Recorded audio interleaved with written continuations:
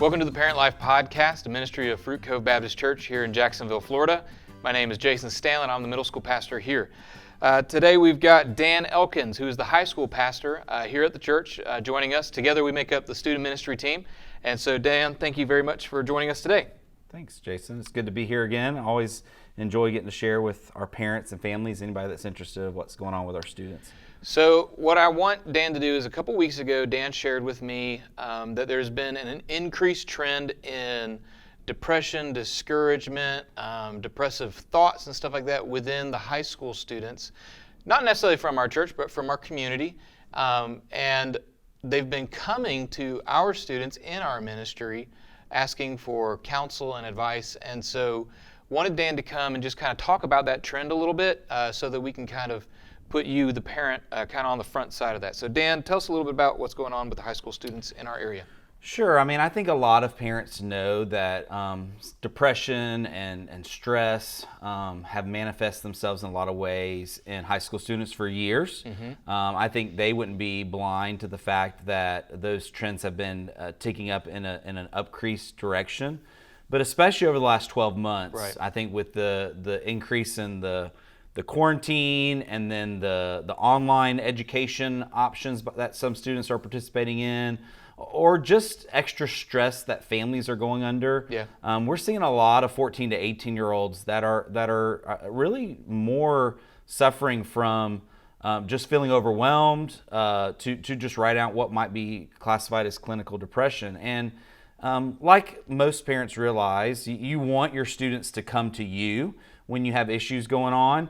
But a lot of unchurched or lost students, their friends are the people that they come to.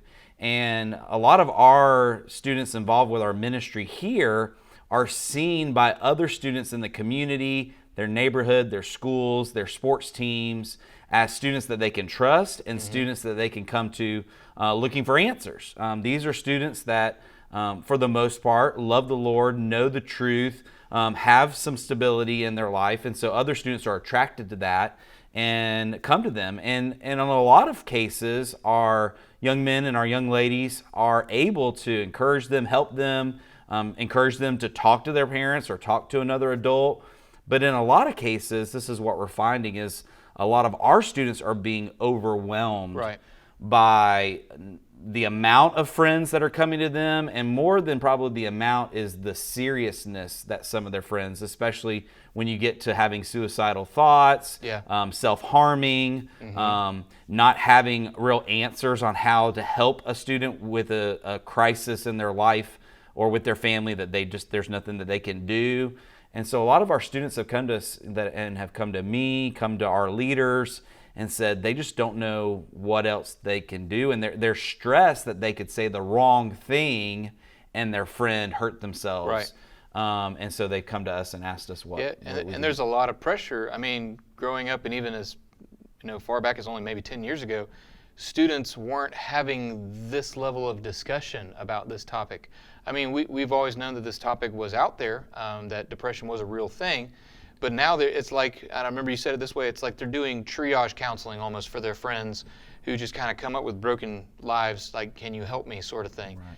And so so some of the things that you've been doing to like help our students are, talking to them about the subject, talking to them on how to interact with their friends, things that are super important. But real quick, for our parents who are listening and watching right now, how would you advise them to bring this topic up with their kids? Not just hey, are you dealing with this issue? Because that is super important. Right. But also like, hey, are your friends dealing with this and how are you responding?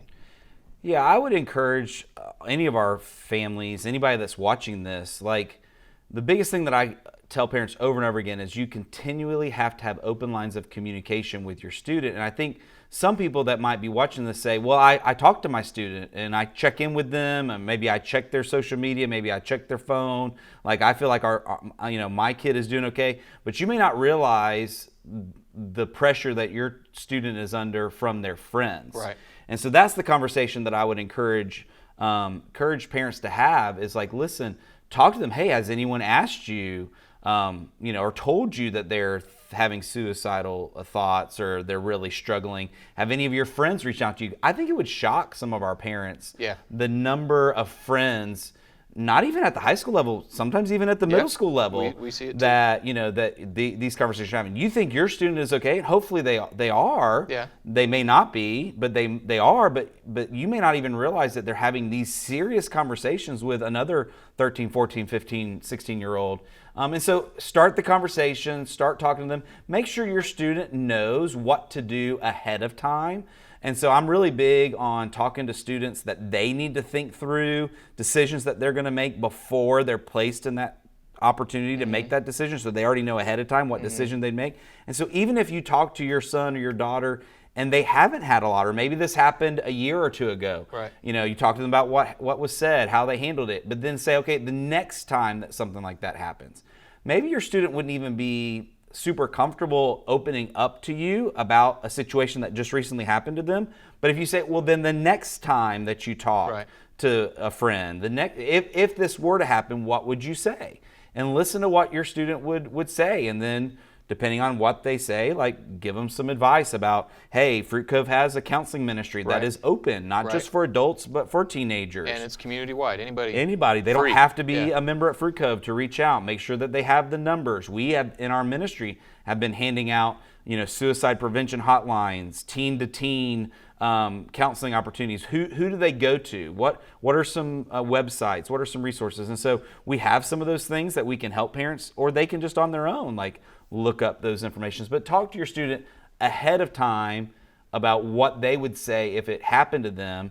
Because I tell parents, listen, and students themselves, you don't have to have all the answers. Right. You just need to not feel isolated and alone, that there isn't a way that you could get the answers. So we would love if our students would come to us as parents and say, hey, Mom, Dad, I need some help. Sometimes they do that, sometimes they don't, right? But at least if the student says, well, if I'm not going to go to Mom and Dad, I can go to this website, or I could call this phone number, or I could give this phone number to my friend, then the pressure and the stress that they're under to feel like they're isolated and I've got to be the triage counselor, I've got to save my friend's life by myself, is not much pressure. It's just too much pressure. So at least if they feel like there's an outlet to that pressure, then it won't feel so overwhelming to them, even if they don't have all the answers. Yeah, and I like to always remind students and parents or volunteers, anybody who's working with a student who's dealing with this, don't ever promise that, like, hey, can I tell you something, but you got to promise not to tell anybody else. Like, no. Don't do that, because you genuinely want to help this person. And sometimes telling somebody else is what they need. You don't want to break that confidence. Right. But at the same time, you want to be, willing to listen. And most of the time, I find that, if a student wants to talk, they're going to talk, whether you agree to that promise or not. So as parents, we need to do that, but then also remind our students that they need to do that as well. That's right. So just remind them, hey, this may be your friend or your classmate, your teammate. If they come to you and say, hey, I got to tell you something, but you got to promise me that you won't tell anybody else. Encourage your student to know what to say. Yeah. Say, I can't promise that, depending on what it is, but I promise you that I want to help you and be there for you. And more like you said, more times than not, even if you don't promise not to tell anyone, they've just got to get it off their chest that they're going to tell you. Yeah, and the fact they've already come to you shows that they have a line of trust with you anyways, So Dan, thank you so much for coming. Parents, I hope this has been informative to you. But again, we just kind of want, as parents, to be educated and know what our kids are facing, know what their friends are facing, and then how we can parent our kids to do that. Because, big picture, this could be...